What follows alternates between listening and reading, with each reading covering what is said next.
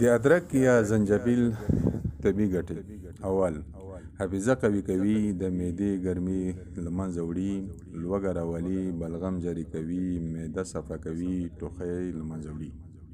دویم، معدې ته قوت ورکوي، تش ادرار یعنې میتیازې ښې جاري کوي، د اواز خرابي له منځه وړي، قی یا استفراق بندوي.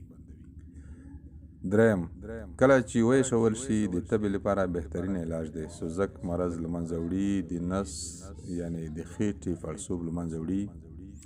څلورم، د نیم سر درد لپاره بهترین ګټور شی ده چې د شیدو سره ګډ شي، شهواني قوه زیاتوي او سر درد له منځه هم وړي.